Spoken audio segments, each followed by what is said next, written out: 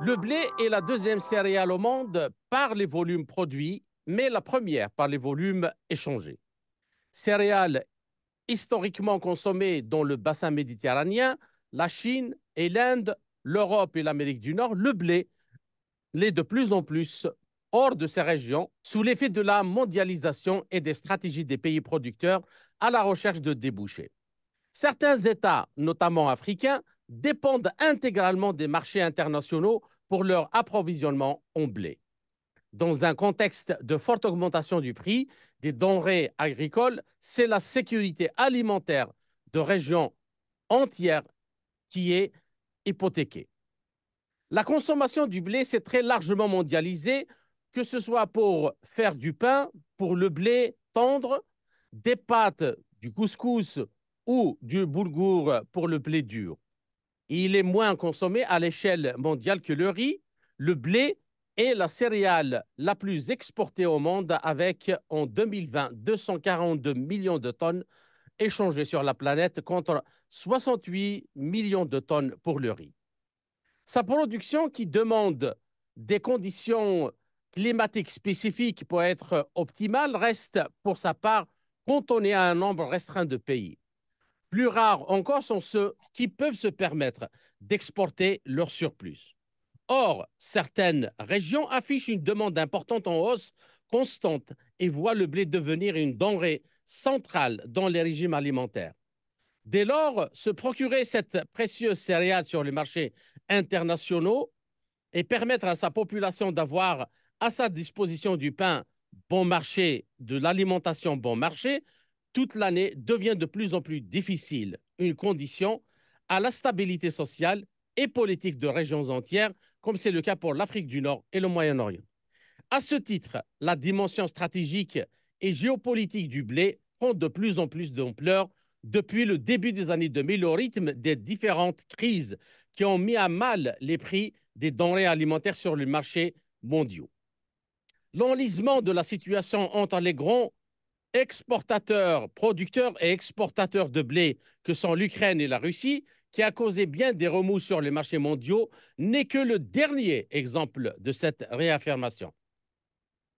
Dans le contexte d'une demande mondiale en augmentation constante et des effets présents et à venir des changements climatiques sur sa production, le blé pourrait devenir demain l'objet de toujours plus de convoitises et de tensions, aussi bien que le pétrole et le gaz pour ce qui concerne l'énergie.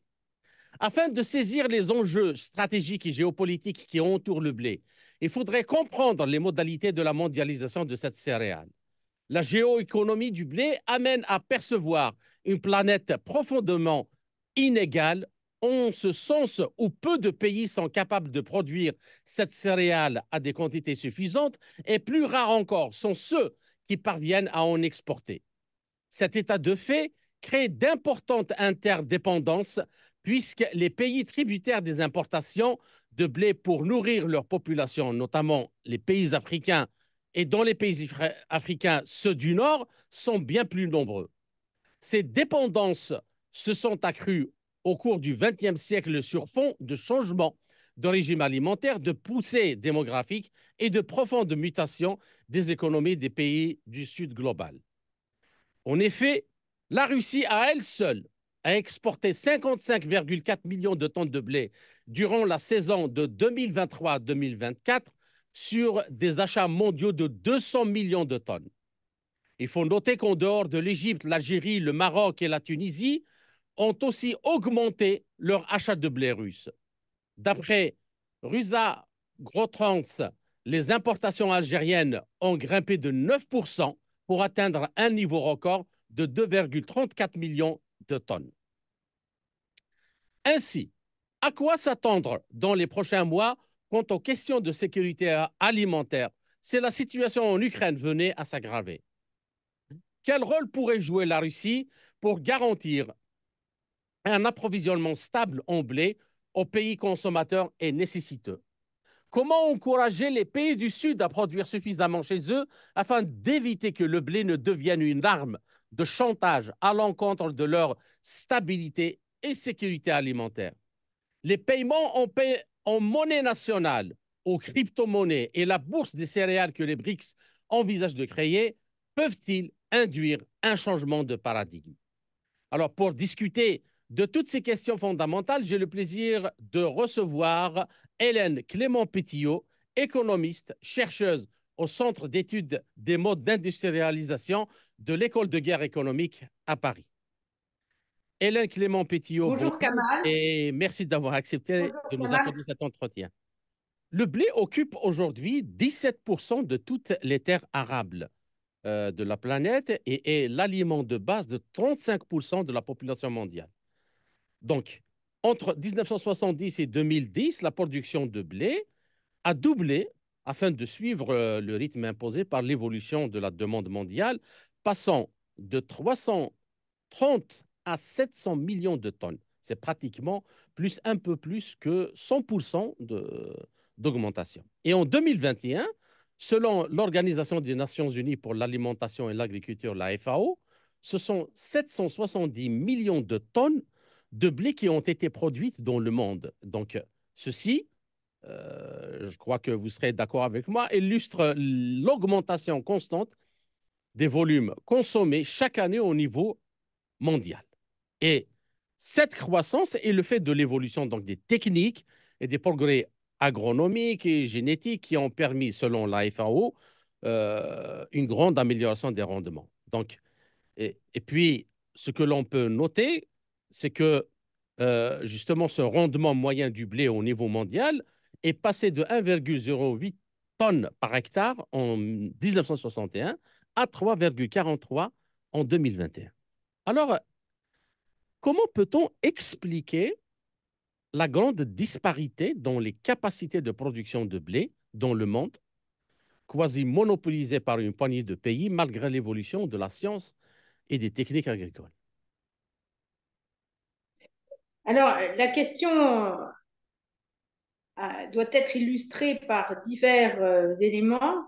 Euh, D'abord, il s'agit des infrastructures pour la production et pour l'accompagnement de la production. Pour la production, le blé a besoin d'input, c'est-à-dire de fertilisants, de semences bien choisies, bien adaptées au territoire. Donc, tout ceci, c'est vraiment une recherche scientifique qui doit être menée dans les régions où le blé peut être développé.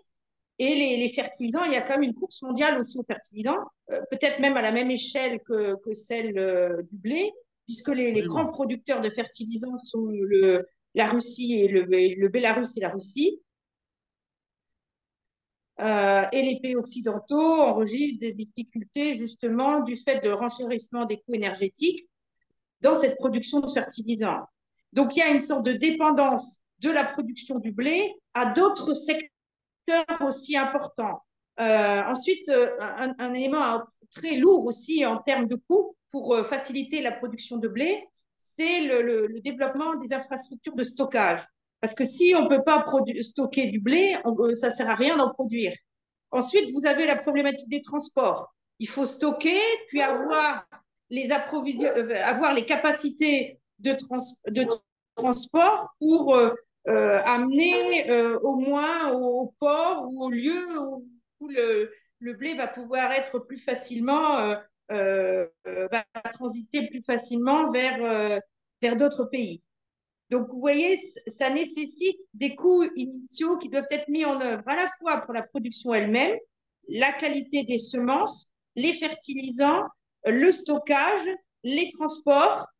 Et donc, tout ça doit aussi s'adapter au type de territoire dont il est question. Absolument. Donc, on ne peut pas produire du blé comme ça à partir de rien. Je ferai référence à ce qu'on peut appeler le miracle agricole russe, notable dans les années 2015-2016. D'ailleurs, Bloomberg, à cette époque, avait fait de grandes... avait expliqué la situation et c'était une situation qui était assez nouvelle d'un point de vue de l'information financière du type fournie par Bloomberg, alors même que les sanctions commençaient et que les gens en Occident ne comprenaient pas comment un pays sous sanction pouvait enregistrer des résultats aussi florissants dans l'exportation de céréales. Mhm. Alors, bien sûr, c'est pas arrivé comme ça, simplement parce que l'Occident a décidé de mettre les sanctions et les Russes, par miracle, voilà. Ce miracle avait été préparé de longue date. J'ai eu l'occasion d'aller, je pourrais dire, sur le terrain dans le sud de la Russie pendant une longue période avant que les choses soient visibles. Et vous aviez toute une préparation à cette victoire agricole de la Russie, avec le cœur de cette victoire, c'était dans les universités agraires. Vous voyez, vous avez des universités agraires du côté de Stavropol, du côté de Rostov, aussi des départements d'économie qui ont travaillé sur ces questions-là. Et tout ceci a créé les connaissances suffisantes pour qu'il puisse y avoir cette accélération dans les années 2000 et ce résultat qui a surpris tous les observateurs occidentaux. Alors, évidemment, certains sont restés dans leur cadre de pensée antérieur, en s'imaginant la Russie, c'est uniquement un producteur de matières premières énergétiques, etc. Mais maintenant, on sait très bien que le rôle de la Russie sur le marché des céréales est capital. Donc, D'accord. vous voyez, ce sont des choses qui se préparent de longue date. Je dirais que pour vraiment devenir un grand producteur, voire exportateur de blé, ça se prépare depuis une vingtaine d'années. Voilà. Donc, il faut qu'il y ait des transferts de connaissances, il faut qu'il y ait de l'éducation, il faut former des gens. Voilà, il me semble que j'ai répondu un peu à cette Absolument, question à absolument. plusieurs facettes. Bien. Alors, Voilà, Kamal. pour passer à la seconde question, Hélène Clément Pétillot, des pays les plus importants producteurs de blé représentent plus de 80% de la production mondiale. Donc, si l'on prend l'année de 2021, selon la FAO, dans l'ordre d'importance de leur production de blé, on a la Chine, l'Inde, la Russie, les États-Unis, la France, l'Ukraine, l'Australie, le Pakistan, le Canada et l'Allemagne. Et on a de même des pays seulement réalisent 80%, toujours selon la FAO, des exportations mondiales. Et là, on trouve, pour rejoindre ce que vous avez dit, ce que vous avez développé à la fin de votre réponse à la première question, on retrouve la Russie avec 13,8% des exportations mondiales à elle seule, suivie par l'Australie, les États-Unis, le Canada, l'Ukraine, la France, l'Argentine, l'Allemagne, la Roumanie et le Kazakhstan. Et on a en 2021 un peu plus de 500 millions de tonnes, selon la FAO, de céréales sont placées sur les marchés internationaux. Et puis on a le blé, on représente la plus grande part avec 198 millions de tonnes, soit un marché de 50,9 milliards de dollars. Alors, peut-on dire que le blé, dont un quart de la production mondiale est exporté, est très inséré dans la mondialisation, c'est-à-dire qu'il est devenu un élément, bien que, c'est-à-dire que, alors qu'il s'agit de l'alimentation des gens, il ne s'agit pas d'autre chose, mais c'est devenu un élément dans la mondialisation et cette situation qui met le prix de cette denrée alimentaire stratégique entre les mains des marchés financiers, généralement spéculateurs, comme on le sait. Est-ce qu'il ne constitue pas un danger pour la sécurité et la stabilité alimentaire des pays fragiles, notamment ceux du Sud global? Alors, je pense que cette observation est judicieuse, au moins jusqu'à une période récente. Effectivement, on voit bien que les céréales, en particulier le blé, étaient devenus un actif spéculatif au même titre que des produits énergétiques et s'inscrit ainsi dans un jeu de la finance mondiale, des plateformes de trading, etc.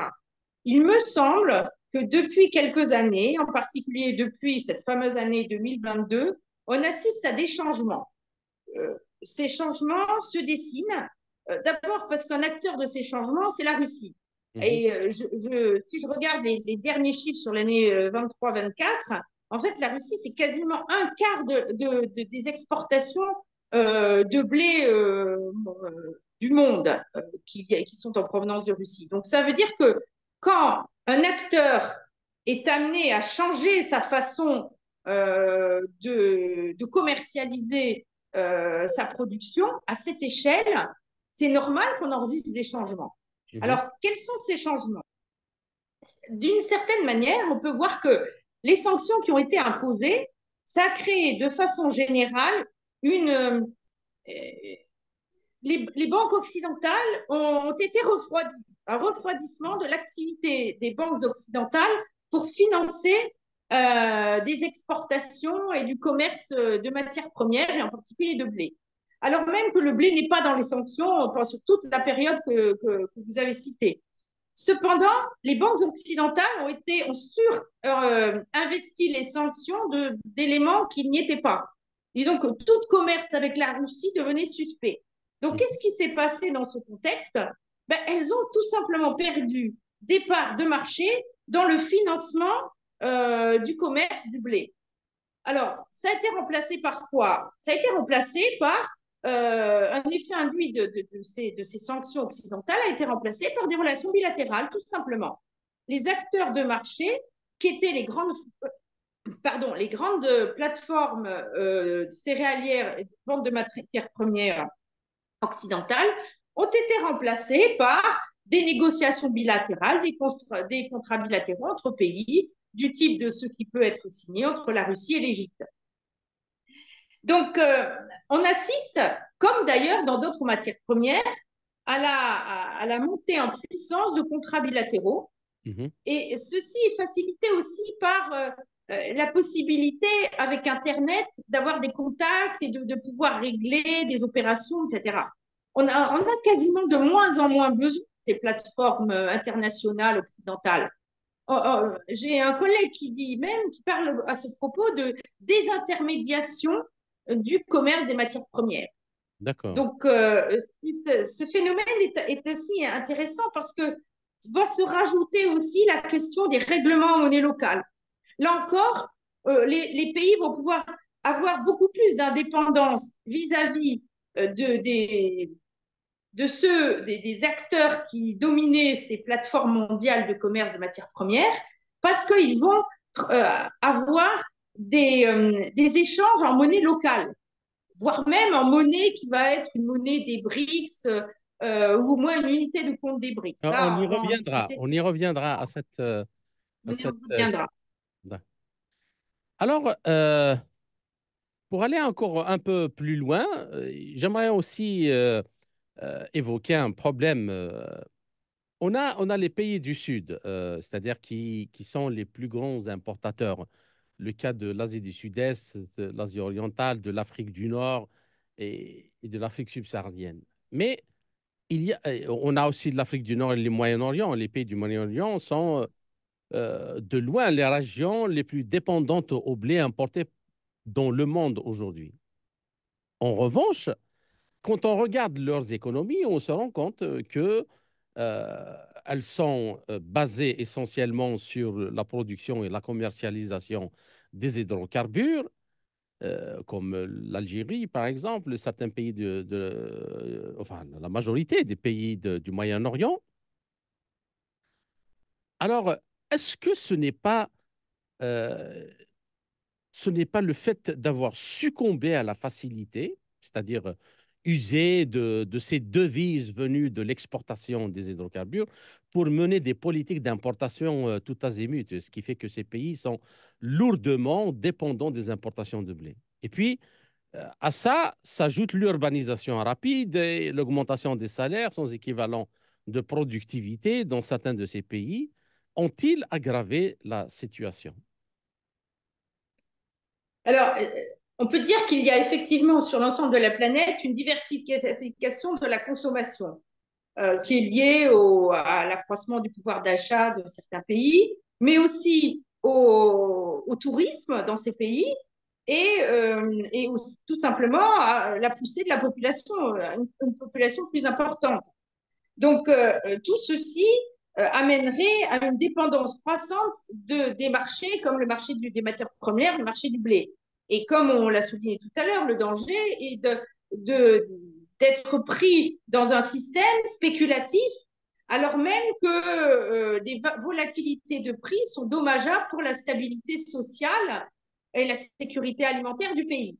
Donc, il me semble que la question qui se pose dans ce cas, et je vois bien que les pays se la posent, hein, si je regarde l'Algérie ou le Maroc, ils ont modifié leurs règles d'importation pour pouvoir importer plus de blé de Russie et, Oui. non, et moins du blé occidental, en particulier de France.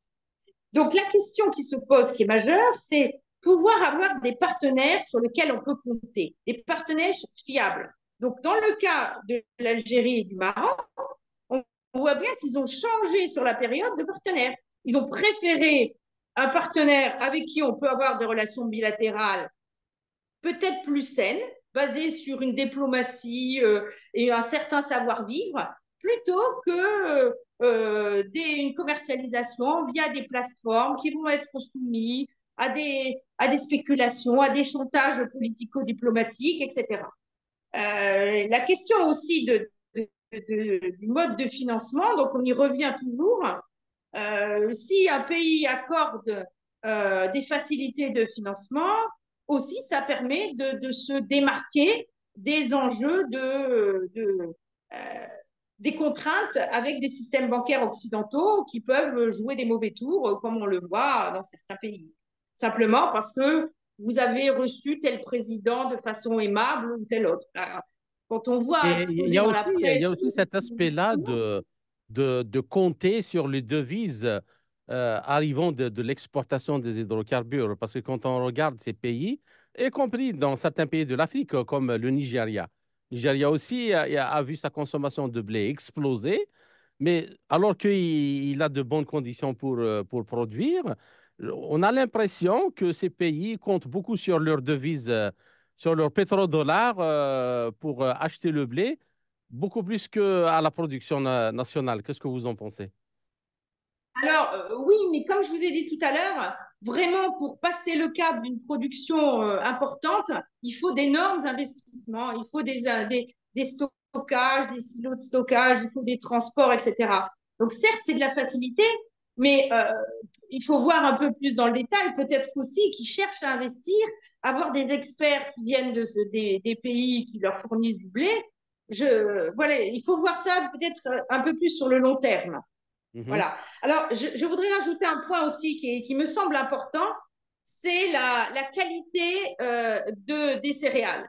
Vous voyez, dans des pays comme les États-Unis ou l'Europe, de plus en plus, on sait que les céréales sont à base de systèmes d'OGM mhm. et, et que du coup, la production est dépendante de gros groupes qui produisent des produits phytosanitaires liés aux OGM, etc.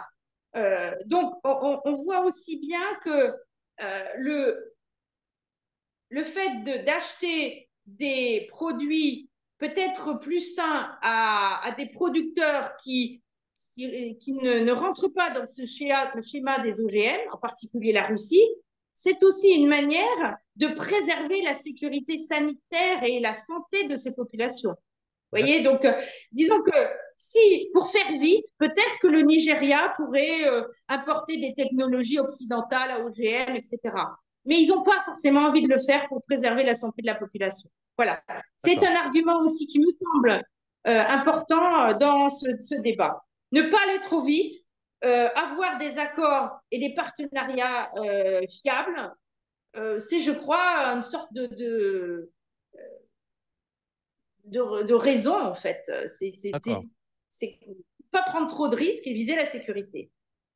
Bien. Alors, au même titre que l'on pourrait parler d'une géopolitique du pétrole ou du gaz, il me semble que d'après ce que vous venez de décrire, avec tous les enjeux qui entourent cette denrée alimentaire, on pourrait aussi ajouter une géopolitique des ressources minières et même du blé qui met en évidence des dynamiques de lutte de pouvoir à différentes échelles. Et on a cette denrée qui a pu être utilisée dans l'histoire, plus ou moins récente, comme un outil de puissance pour les pays capables d'exporter des surplus et au contraire représenter une fragilité importante pour des pays en situation de dépendance. Alors, Hélène Clément-Pétillot, les défis actuels et à venir pourrait-il encore renforcer le rôle stratégique du blé et redessiner profondément sa géopolitique à l'échelle mondiale? L'utilisation de l'alimentation et principalement le blé comme un outil de soft power ou de chantage, tout simplement, était particulièrement importante durant la guerre froide. Alors, sommes-nous en passe de revivre la même situation avec des proportions plus grandes? Alors, je serais tentée de vous dire qu'on s'en approche, puisque si vous regardez les, les articles qui sont consacrés en France aux évolutions du marché du blé et des céréales plus largement, euh, la France accuse la Russie de faire une sorte de dumping euh, pour, sur ces secteurs du blé. Alors, c'est quand même très étrange parce que la Russie est accusée de vendre dans des conditions qui ne sont pas concurrentielles, mais la première action anticoncurrentielle, c'est bien les sanctions. Les sanctions qui pèsent sur plusieurs éléments de la production de la Russie, sur les échanges financiers, etc. Donc, d'une certaine manière, euh, c'est un peu celui qui a provoqué le problème qui accuse la Russie Et puis, comment accuser d'essayer de la Russie résoudre. de dumping, puisque c'est elle-même qui le produit. Voilà. Elle a le droit de Alors, le vendre au prix qu'elle voilà. Alors, c'est elle-même qui produit et elle est quand même libre de le vendre à qui elle veut, de la manière qu'elle veut, à partir du moment où l'acheteur est d'accord. Vous voyez, mais il y Absolument. a c'est ce double standard qui est particulièrement gênant et qui décrédibilise le discours occidental dans bien des domaines. Il y a aussi un point important, c'est que la Russie s'est retrouvée avec des capacités d'offres de blé importantes et elle a choisi aussi de privilégier des partenaires ou futurs partenaires en offrant du blé à des pays qui en avaient besoin parce que ces fameux accords céréaliers avec l'Ukraine ne fonctionnaient pas bien. Au lieu de transporter du blé, les Occidentaux transportaient des armes en Ukraine, quoi. Donc, une fois qu'on s'est aperçu que les acteurs en question sont aperçus de la manière dont les accords céréaliers avec l'Ukraine et la mer Noire, sur la mer Noire, était d'une certaine manière falsifiés. Bon, mais il a fallu parer au plus pressé, c'est-à-dire fournir de l'alimentation aux populations qui en avaient besoin. Donc, la Russie a fourni 25 000 tonnes de blé à 6 pays d'Afrique. Si je passe, alors je crois qu'il y a le Burkina Faso, Oui, oui, oui, absolument. Centrafrique, la Somalie, l'Érythrée, bah oui, et aussi le Mali. Bon, là encore, c'est dans un premier temps, c'est une manière de sauver les gens, puisque on avait fait du trafic avec des armes sous couvert d'avoir un accord sur les règles, le transit des céréales d'Ukraine de la mer Noire. D'autant plus que la production en Ukraine en ce moment, euh, il y a quand même des difficultés. Il y a des difficultés. Bon, on s'imagine qu'il y a une partie du territoire où la culture est un peu difficile quand il y a des bombardements. Mais il n'y a pas que ça. Il y a le problème des fertilisants. On y revient. Il faudrait importer des fertilisants d'où? De Biélorusse et de Russie. Bah, en Ukraine, je ne sais pas si c'est facile. Et surtout la main-d'œuvre. Oui, Donc, oui. il est évident qu'il va y avoir qu'il y a des effondrements de production en Ukraine. Et malgré tout, des pays qui pouvaient être les clients, des pays d'Afrique qui pouvaient être les clients, il faut bien leur fournir quelque chose pour éviter des drames. Donc, c'est également un moyen d'avoir, alors certains vont dire du soft power, du dumping, mais finalement, ce sont quand même les premiers aussi à utiliser ce genre de méthode. Et on ne voit pas pourquoi, dans ce schéma, les pays d'Afrique devraient refuser du blé gratuitement offert par la Russie. Absolument. Les inégalités structurelles qui définissent le marché du blé permettent à certains pays d'utiliser leur surplus céréalier comme un outil de leur puissance. Et de l'autre côté, certains pays dépendants des marchés mondiaux pour nourrir leur population se retrouvent dans des situations difficiles. C'est ce que vous avez expliqué d'ailleurs lors de votre réponse à la dernière question, où on accuse la Russie justement de tous les maux, sans évoquer l'ensemble du problème. On l'accuse même d'utiliser le blé comme un moyen de soft power pour sa politique extérieure. Alors, dans ce cas, justement, j'aimerais bien faire appel à l'exemple de l'Égypte, qui est régulièrement le plus important importateur mondial de blé. Et ce pays est en déficit structurel de blé, alors même que le pain est un aliment de base de première nécessité pour les Égyptiens. Et ainsi, l'Égypte peut être placée dans des situations difficiles lorsque sa fourniture de blé devient plus délicate, notamment en raison des prix alimentaires sur les marchés internationaux, généralement spéculateurs. Alors, Hélène Clément Pétillot, le fait que le gouvernement égyptien a préféré de ravitailler ou de se ravitailler auprès de la Russie à des prix raisonnables, cela met-il l'Égypte à l'abri de chantage alimentaire, de chantage à l'alimentation? Et puis, je rajouterai, pour répondre à ceux qui disent que c'est une question de soft power, mais il y a des faits qui démontrent ça, c'est le fait que la Russie est en train de construire actuellement une très grande centrale nucléaire de 4 réacteurs qui va fournir plus de 50% de l'électricité du pays en Égypte et dont elle fournit 85% du coût. Sur 30 milliards, elle fournit 25 milliards d'euros. Et dans ce pays, donc en Égypte, et donc ce qui fait que elle n'a strictement aucun intérêt à ce que ce pays soit déstabilisé. Qu'en pensez-vous? Alors, le cas de l'Égypte, en fait, on s'en rend compte maintenant, on commence à s'interroger, mais si on avait regardé avec attention, le marché du blé en Égypte a été gagné par la Russie il y a déjà presque 10 ans. Mais personne s'en était n'avait alerté quoi que ce soit, ça n'avait pas alerté les esprits. Si vous voulez, en Occident, le problème, c'est cette capacité à rester figé sur des idées reçues, et on l'a vu sur l'économie russe. Pour la plupart des gens et même des hommes politiques, la Russie est un pays de rente énergétique qui est incapable de faire autre chose que de pomper du pétrole et du gaz. C'est une manipulation grotesque. Ça veut dire que les experts n'ont rien regardé sur le terrain. Et cette question des liens maintenant anciens entre l'Égypte et la Russie sur les céréales, c'est quelque chose qui aurait dû alerter, on aurait dû comprendre déjà. Voilà, donc il y a cette ignorance qui a des supports idéologiques aussi, parce qu'il faut, les experts occidentaux fournissent ce que les politiques veulent entendre. Voilà, donc c'est vraiment des situations incohérentes et pas très intéressantes. Du côté des pays qui se posent vraiment les vrais problèmes et les vraies questions, on comprend bien que l'Égypte doit sécuriser ses approvisionnements, avoir des partenaires fiables, et donc plus elle peut négocier des accords bilatéraux, mieux c'est facile pour elle. Et d'autant plus si le pays en question est partenaire sur d'autres secteurs, en particulier la construction de centrales nucléaires.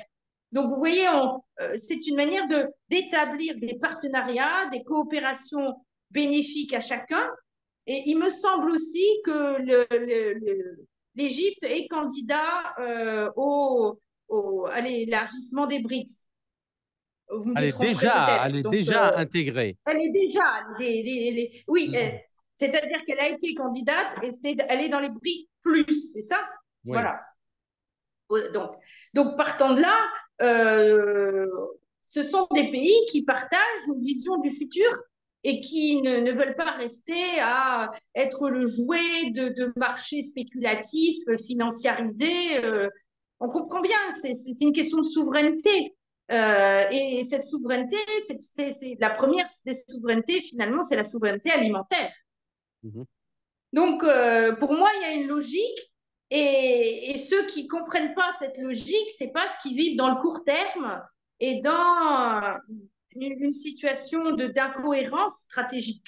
Et l'Europe, de mon point de vue, mène une guerre économique incohérente Mhm. parce elle tente de créer des dommages chez ceux qu'elle considère être des ennemis, Mais finalement, les dommages, elle se les crée à elle-même parce que le marché du blé qui trouve de moins en moins de clients, c'est bien en Europe. Et aussi parce que la qualité n'est plus la même. Parce qu'avec les OGM, les baisses, les diminutions du contenu en protéines des blés européens par rapport au blé russe, je ne vois pas pourquoi les Égyptiens retourneraient vers le blé occidental. D'accord. Non, mais je crois que vous soulevez un point qui est extrêmement important, c'est le fait quand on regarde cet aspect-là de la coopération dans la question du blé, mais dans une vision globale des relations qui sont en train de se développer entre l'Égypte et la Russie, et prochainement, je suis sûr, avec la Chine, l'Inde, avec les pays des BRICS, c'est vraiment farfelu de dire que l'Égypte tombe entre les griffes de la Russie. La Russie, donc le pays qu'on essaye de montrer comme, évidemment, et vous avez tout à fait raison de le dire, comme pays producteur, exportateur des hydrocarbures. Et je rajouterais aussi pays qui, à part manier la Kalachnikov, ne sait rien faire d'autre. Donc voilà les deux aspects médiatiques avec lesquels on présente le pays, mais alors que la Russie est en train de livrer une technologie extrêmement importante qui est celle du nucléaire civil, que les Occidentaux n'ont jamais accepté de transférer à un quelconque pays du tiers-monde. Voire même, ils ont abandonné les recherches sur le sujet. Vous Oui, en oui, savez quelque chose, oui, oui, Kamal. oui, oui, oui, ils ont même abandonné chez eux. Donc, Même, ouais, c'est ça. C'est-à-dire que en abandonnant ces recherches, ils sont eux-mêmes plus capables de fournir ces technologies à des pays et ils vont critiquer les gens les pays qui fournissent cette technologie aux pays africains et qui en même temps sont des partenaires sur le blé. Et je crois le plus ridicule, c'est que ça fait 10 ans que ce partenariat est en cours d'édification avec l'Égypte, entre l'Égypte et la Russie. Enfin, voilà. Donc, c'est d'accord. un exemple de plus d'incohérence de la stratégie économique occidentale. Alors, depuis le début des années 2000 en particulier, le prix du blé sur les marchés internationaux a connu plusieurs hausses spectaculaires. Donc, on a le pic de 1996 provoqué par de mauvaises récoltes durant cette année. Et puis 2014-2016, et d'ailleurs le prix moyen de 96, enfin le prix de 96 était le prix moyen de 2014-2016. Et ces crises accentuent la fragilité de pays dont l'alimentation dépend des marchés mondiaux de manière structurelle, comme le montre l'exemple des printemps arabes qui ont été qualifiés dans beaucoup de cas comme des révoltes de la faim, de la révolte du pain. Alors, ma question, le retour en force du blé russe sur le marché international pourrait-il aider à la stabilisation de son prix et à casser, ou du moins minimiser le dumping sur le prix que s'arrogeaient les spéculateurs, notamment américains, sur les marchés financiers et qui mettaient la sécurité et la souveraineté alimentaire de beaucoup de pays en danger?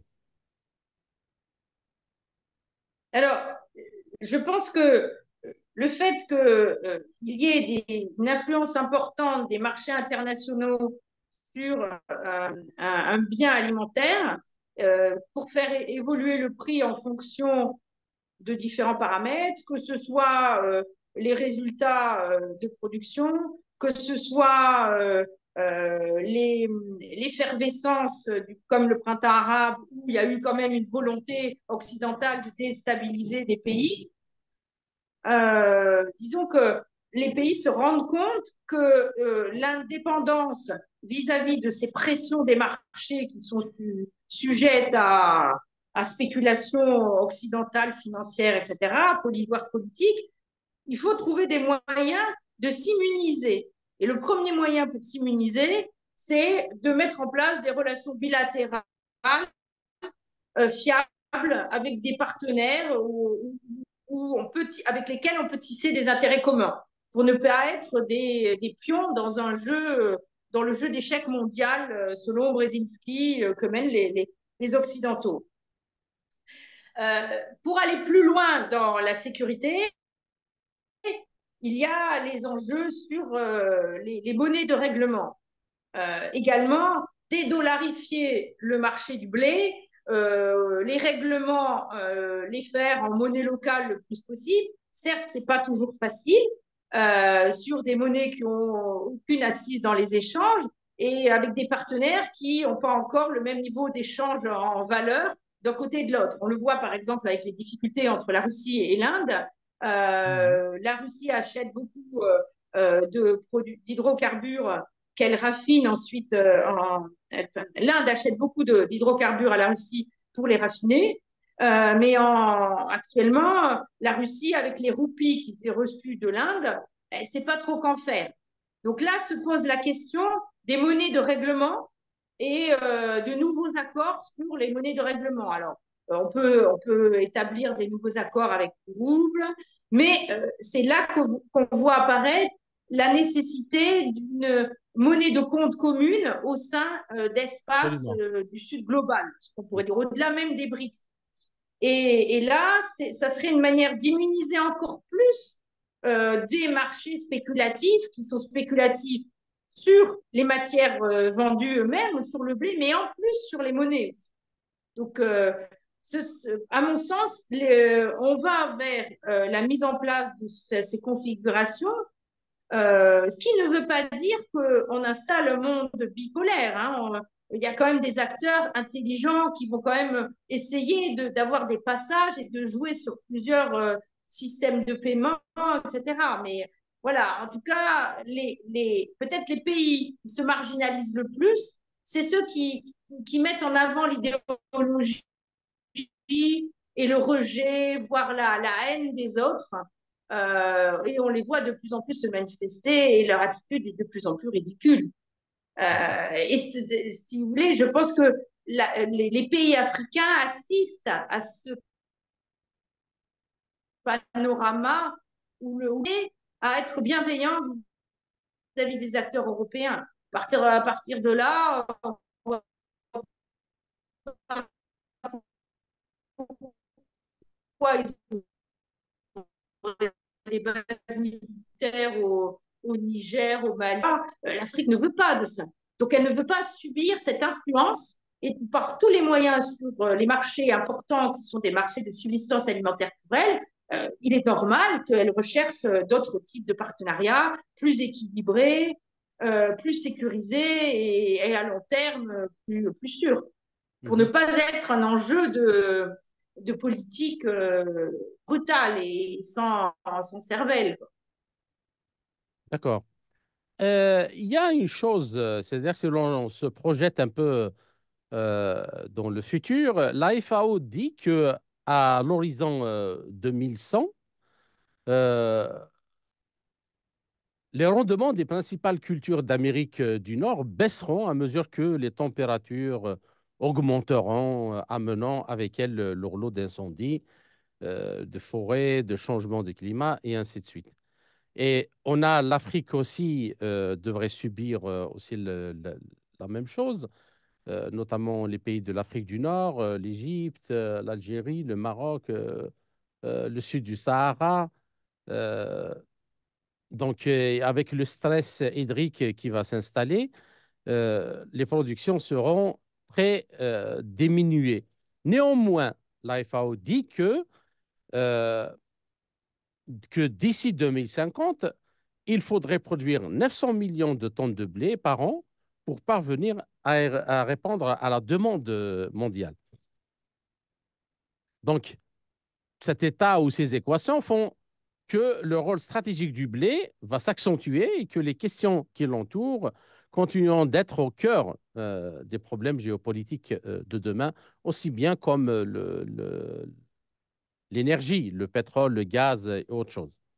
Alors, il y a une question, et c'est une proposition que les pays des BRICS ont avancée dernièrement, c'est l'idée de créer une bourse mondiale de céréales pour favoriser euh, la stabilité des prix et dédollariser justement le prix de ces céréales et faire en sorte que des pays puissent y accéder facilement, notamment si l'on établit ce que vous venez de dire maintenant, des échanges avec des monnaies sur lesquelles on peut s'entendre en dehors du dollar ou de l'euro. Alors, Ou de pensez- l'euro. Mais enfin, c'est oui, pensez-vous que cela pourrait voilà. aider à stabiliser le marché du blé et assurer la sécurité alimentaire à tous les pays nécessiteux, notamment ceux du Sud global? Comment voyez-vous cette idée-là de mettre en place une bourse de céréales?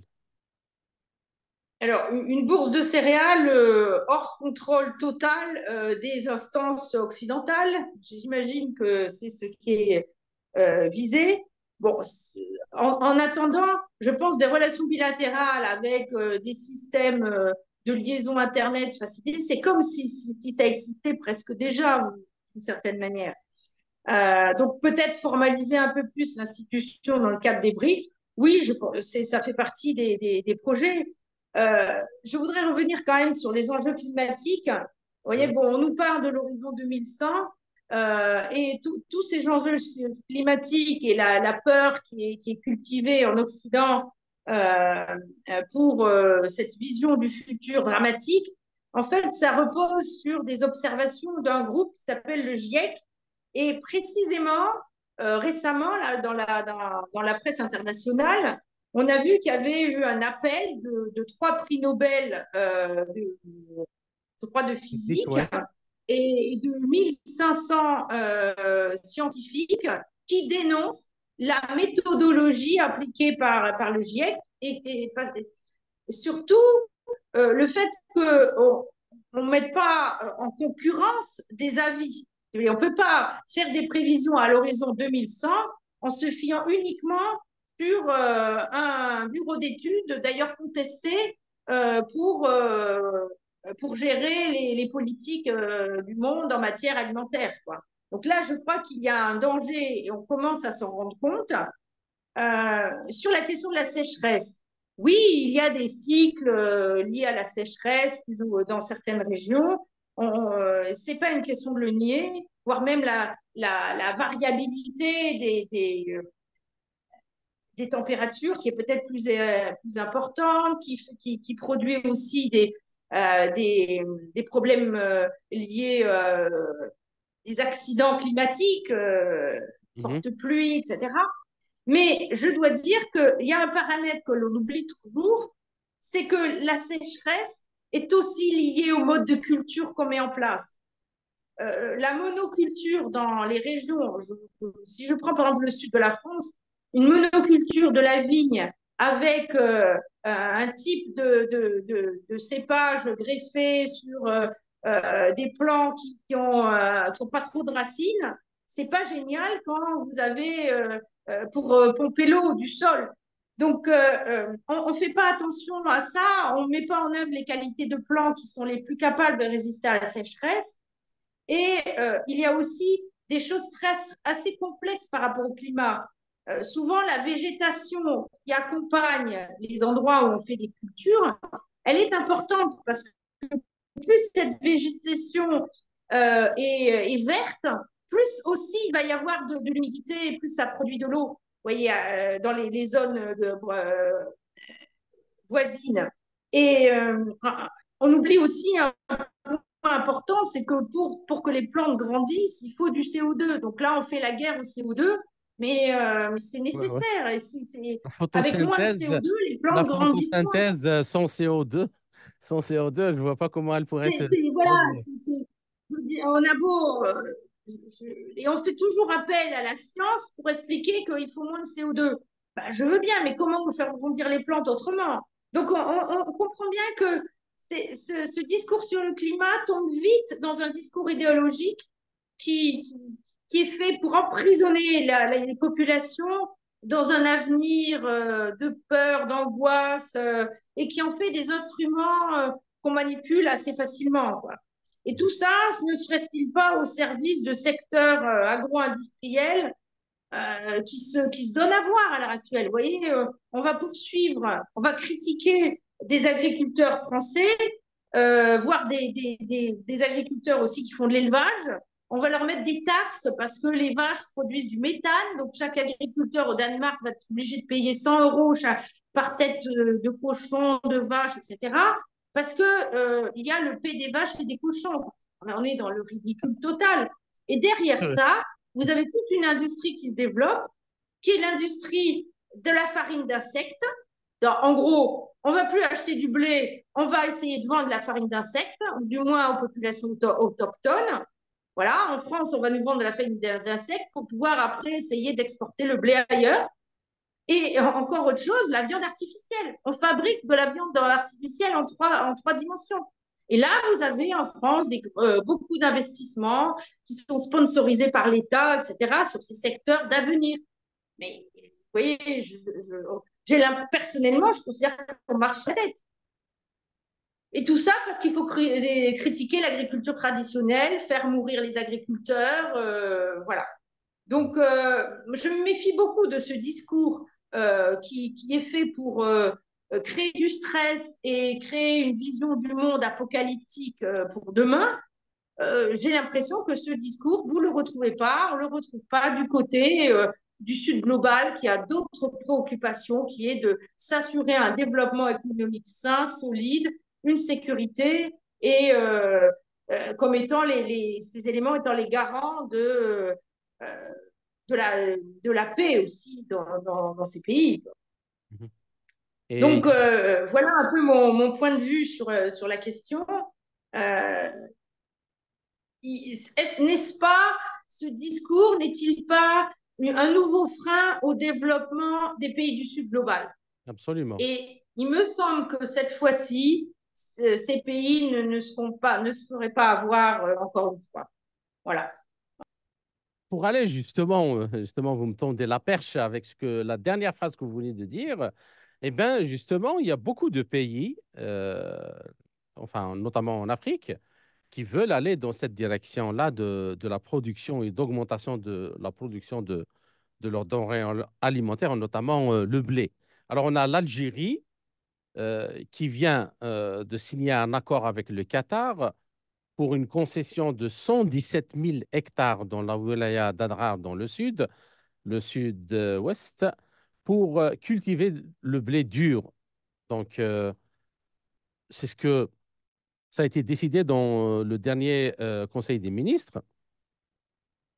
Et puis, cela vient s'ajouter à d'autres surfaces énormes, 500 000 hectares qui sont déjà en exploitation et d'autres 120 000, 36 000 hectares. Donc, et le ministre dit justement, euh, c'était ce grand investissement de plusieurs centaines de millions de dollars euh, s'ajoute donc aux investissements nationaux prévus sur 120 000 hectares à travers différentes wilayas, donc pour produire le blé et augmenter la production nationale.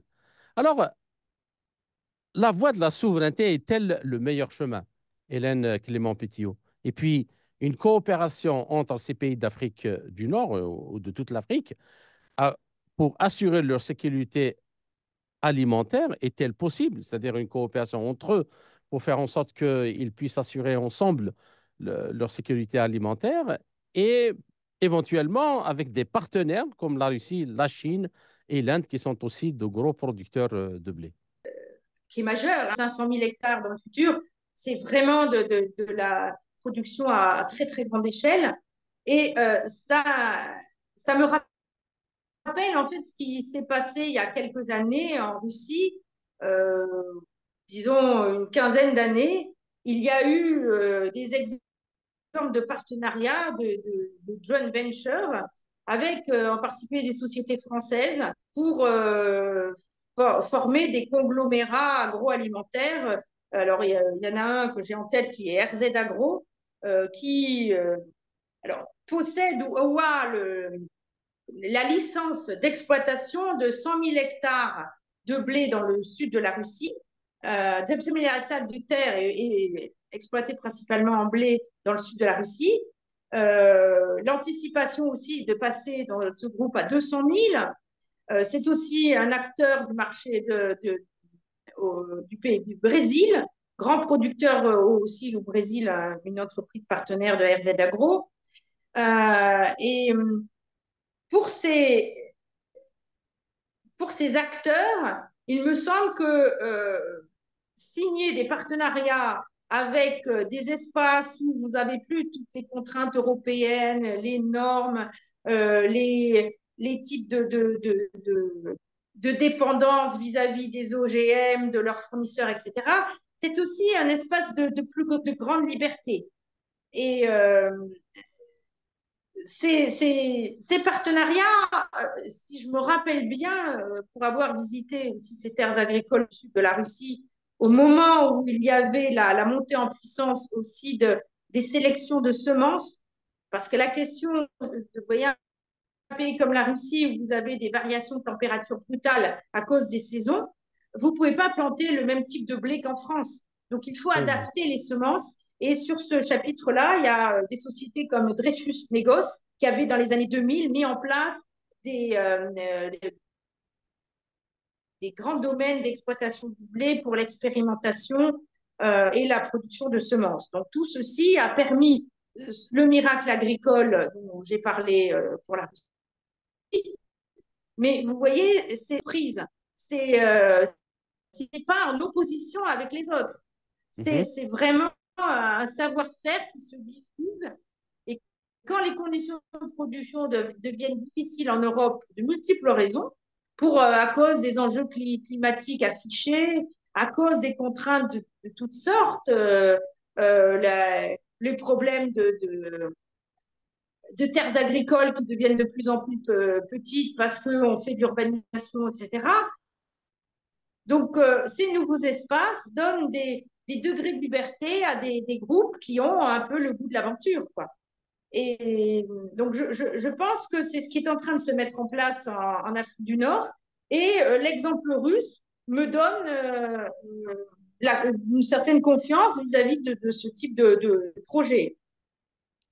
Euh, il y a aussi, on peut dire, c'est qu'il y a encore des réserves de terre dans de nombreux pays, même en Russie. J'ai eu l'occasion, il y a dans le mois dernier, de visiter de nouveau une région que je connaissais bien dans les vallées du Caucase avant les sommets.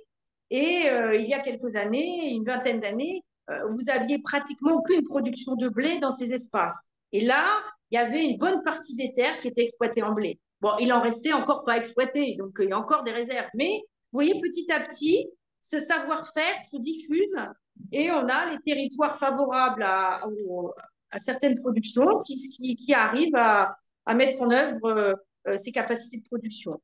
Mais il faut, comme je l'ai souligné tout à l'heure, il faut qu'il y ait des acquis d'abord sur les transports, sur le stockage, sur la connaissance, etc. Mais les pays peuvent avoir intérêt à signer des partenariats, des accords avec des groupes qui, euh, qui, qui ont envie euh, d'intervenir sur des espaces particulièrement vastes et prometteurs. Justement, de ce point de vue-là, de la connaissance des infrastructures nécessaires de transport et d'adaptation des semences au climat et à l'environnement, la Chine et la Russie, et l'Inde aussi, je crois, que peuvent apporter un plus énorme au pays, Un justement. savoir-faire. Oui, un savoir-faire. Mais en tout cas, pour les pays du Sud, je crois ils ne peuvent pas faire l'économie d'investissement dans ces domaines-là s'ils veulent au moins échapper au chantage. Sinon, pour assurer carrément leur souveraineté et leur autosuffisance alimentaire. Oui, je crois que la leçon qui a pu être tirée du printemps arabe, c'est une leçon de nécessité d'indépendance et de souveraineté. Disons que l'Occident nous a montré le printemps arabe comme étant un moment d'espoir démocratique, mais quand on regarde les résultats, le sens démocratique est quand même un peu particulier. Ouais. Voilà. Donc, la réponse peut-être à donner, c'est des partenariats fiables, des investissements bien pensés, des coopérations et des accords qui permettent de gérer le court terme en attendant qu'il y ait des infrastructures comme une bourse des céréales au niveau du Sud global, quoi, des BRICS. D'accord. Voilà Donc, ce que je... donc, pour terminer, je rappelle quand même, parce que ce que vous avez dit par rapport à ces questions-là de manipulation idéologique par rapport au changement du climat et de la catastrophe qui va advenir dans les quelques années à venir, et avec laquelle on est en train de berner les pays africains qui ne contribuent pas du tout, pas du tout à cette si pollution, si augmentation de CO2 il y a, les pays africains ne sont pas industrialisés. Donc, je ne vois pas, moi, pourquoi ils devraient s'inquiéter Au contraire, ils devraient penser surtout à terraformer les déserts et à faire des cultures euh, à même d'assurer leur souveraineté alimentaire. Voilà, donc Voilà. un dernier mot, s'il vous plaît, avant de... Bah, comme vous venez de dire, la question de l'idéologie qui se glisse dans des débats de souveraineté, c'est quand même ça traduit un souci de rapport de force pour maintenir les forces en présence et l'hégémonie telle que on la voit encore se manifester, une hégémonie occidentale sur des pays qui sont en cours de développement et dont le développement devrait être ralenti parce qu'il y a il y a l'urgence du climat, l'urgence du Covid, enfin l'urgence de la guerre, etc. Vous voyez, j'ai un peu l'impression que les batailles à laquelle on assiste dans l'est de l'Ukraine sont un peu l'exemple de ce type, enfin, caractérise ce type de rapport de force où les producteurs occidentaux de céréales veulent maintenir leurs gages comme ils ont acheté des quantités de terre en Ukraine, ils pensent maintenir leur leadership avec l'Ukraine. Et maintenant, l'Ukraine, bah, la main-d'œuvre s'effondre, les fertilisants, il n'y en a plus. Voilà. Et, vous voyez, il y a une course à la domination qui tourne court. Après, c'est la violence qui est mise en avant et on ne sait, en termes de violence, qui pourra avoir le dernier mot en Occident parce on assiste vraiment à une hystérie vis-à-vis de la France vis-à-vis de l'Afrique. Même de quand vous regardez les rapports sur les céréales, c'est hystérique. On accuse la Russie de faire tout et n'importe quoi pour séduire l'Afrique, mais c'est simplement aussi peut-être parce que la France n'a plus les moyens de séduire l'Afrique. Alors, transporter des jeunes Africains en France pour les parquer dans des zones où ils vont... c'est aussi du vol, c'est du vol de main-d'œuvre. Tout ça pour créer de la déstabilisation locale.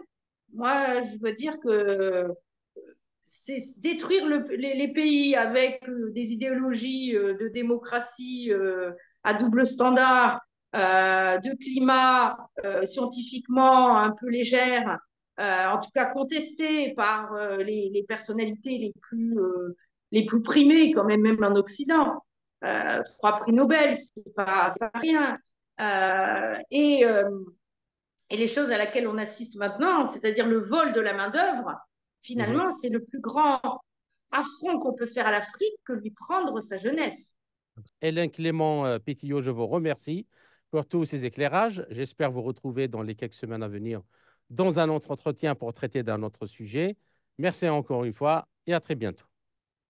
Avec plaisir, Kamal, à bientôt.